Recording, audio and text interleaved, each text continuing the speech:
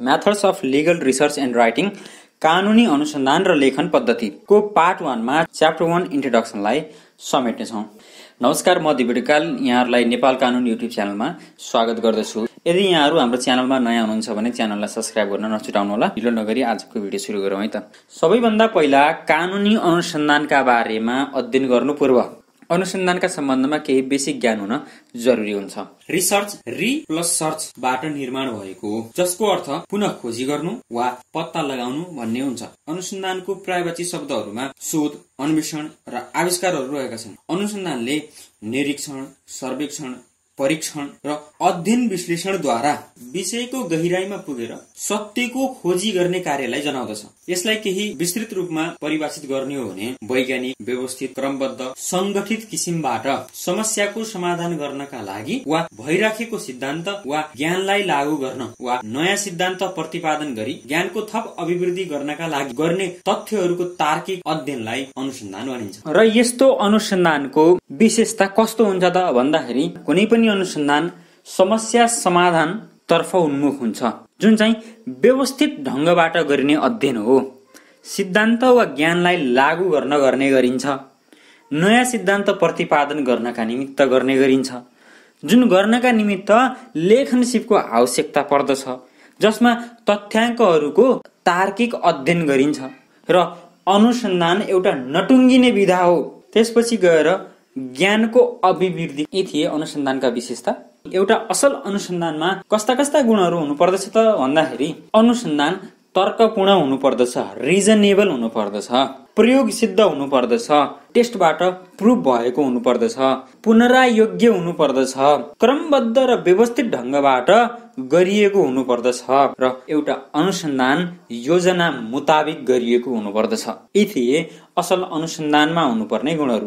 Qualities of good researcher, अनुसन्धान गर्ने अनुसन्धानकर्तामा कस्ता गुणहरू हुनुपर्दछ भन्ने कुरा गर्दाखेरि असल अनुसन्धानकर्ताले जहिले पनि एउटा निश्चित विधिको फलो गरेको हुनुपर्दछ। अनुसन्धान गर्ने विषयका सम्बन्धमा उसँग पर्याप्त ज्ञान हुन जरुरी छ।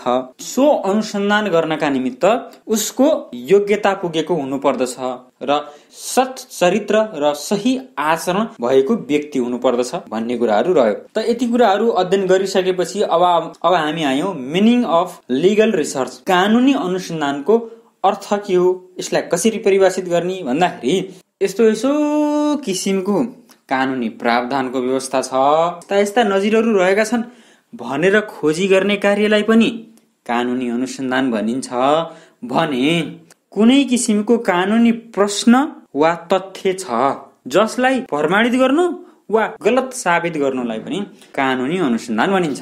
त इक्जाममा प्रश्न आउला, हामीले कानुनी अनुसन्धान किन गर्ने, why do we carry out the legal research भनेर भन्दा कानुनी सिद्धान्तको विकास गर्न, पुराना सिद्धान्तको परीक्षण गर्न, विद्यमान कानुनी समस्याको अध्ययन गरी निदानका उपायहरूको खोजी गर्न, विद्यार्थी, शिक्षक, वकिल, न्यायाधीश आदिहरूमा बौद्धिक निखार ल्याई कार्यदक्षता अभिवृद्धि गर्न, कानुनी निकायका काम कारबाही प्रभावकारी बनाई कानुनी राज्यको स्थापना गर्न, कानुनको प्रयोग बुझ्न, कानुनका स्रोतहरू, कार्यान्वयनका पक्षहरू र कानुनी समस्याहरू बुझ्नका निमित्त हामीले कानुनी अनुसन्धान गर्नु पर्दछ।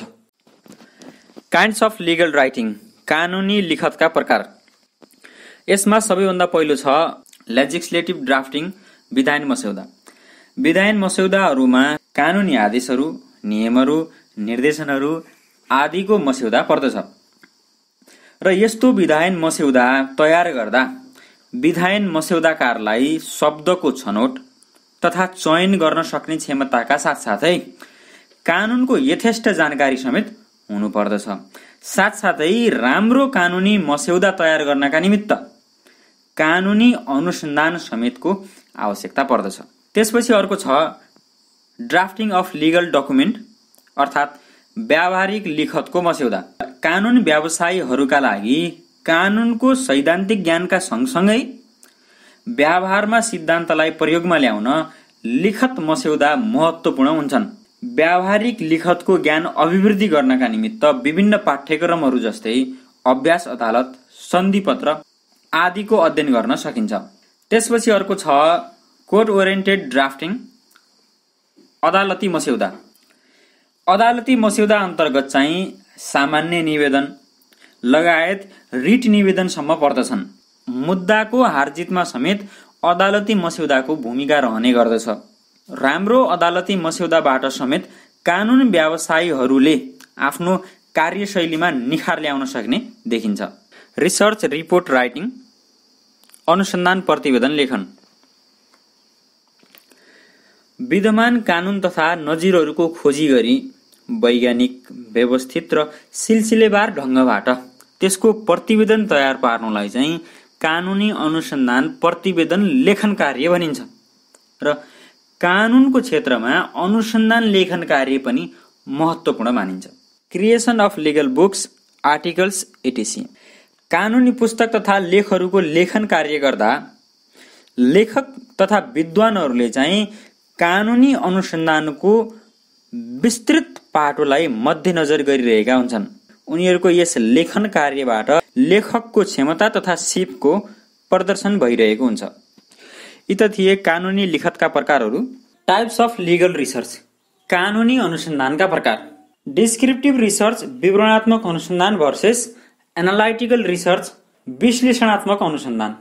समस्याका सम्बन्धमा वास्तविक तथ्यहरूको आधारमा वर्णनात्मक विवरण प्रस्तुत गर्ने कार्य डिस्क्रिप्टिभ रिसर्चमा गरिन्छ, जसमा समस्याका सम्बन्धमा यथार्थ एवं पूर्ण ज्ञान प्राप्त गर्ने प्रयत्न गरिन्छ र यस प्रकारको रिसर्चलाई चाहिँ डिस्क्रिप्टिभ रिसर्च भनिन्छ।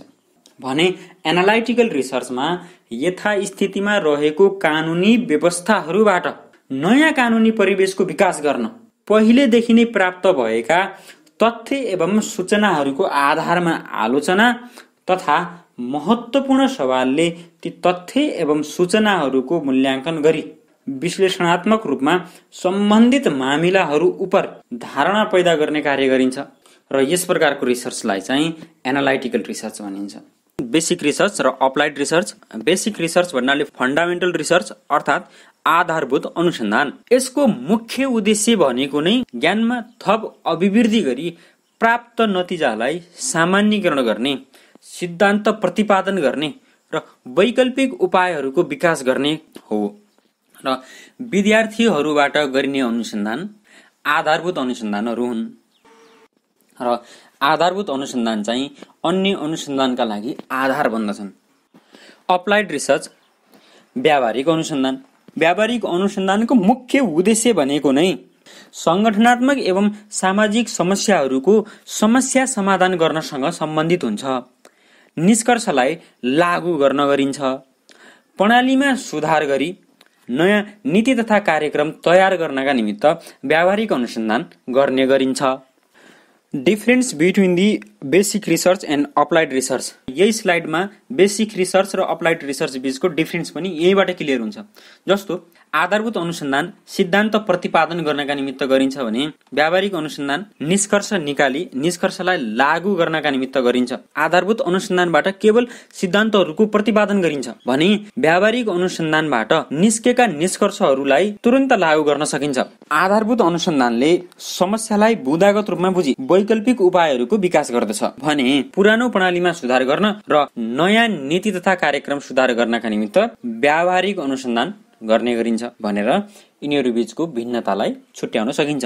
Qualitative research and quantitative research.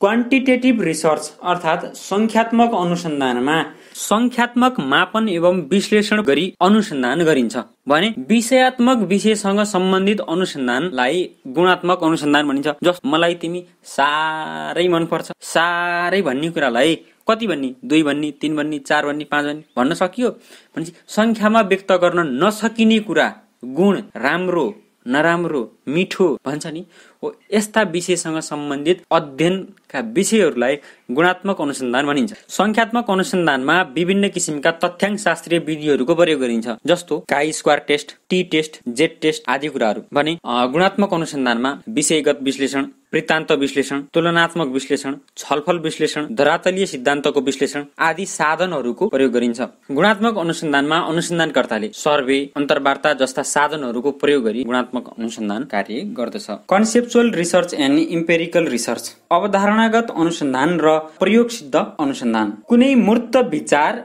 वा सिद्धान्तसँग सम्बन्ध राख्ने अनुसन्धानलाई अवधारणागत अनुसन्धान भनिन्छ। नामै त के छ, अवधारणागत अनुसन्धान भने त्यसले कुनै एउटा विचार वा सिद्धान्तसँग सम्बन्ध राख्दछ भन्ने बुझ्नु पर्यो, जुन चाहिँ दार्शनिक विचारद्वारा नयाँ अवधारणाको विकास गर्ने गरिन्छ। भने प्रयोगसिद्ध अनुसन्धान चाहिँ अनुभव वा अवलोकनमा आधारित अनुसन्धान हो, जसले चाहिँ हाइपोथेसिसको निर्माण गर्दछ र त्यसलाई परीक्षण गर्नका निमित्त पर्याप्त तथ्याङ्कहरू सङ्कलन गर्ने र त्यसको टेस्ट गर्ने समेत गर्दछ। त्यस किसिमको अनुसन्धानलाई चाहिँ इम्पेरिकल रिसर्च अर्थात् प्रयोगसिद्ध अनुसन्धान भनिन्छ। पार्ट 1 मा हामीले च्याप्टर 1 इन्ट्रोडक्सनलाई अध्ययन गर्यौं भने पार्ट 2 मा हामी च्याप्टर 2 लाई अध्ययन गर्नेछौँ। नेपाल कानुन युट्युब च्यानल हेर्दै गर्नुहोला।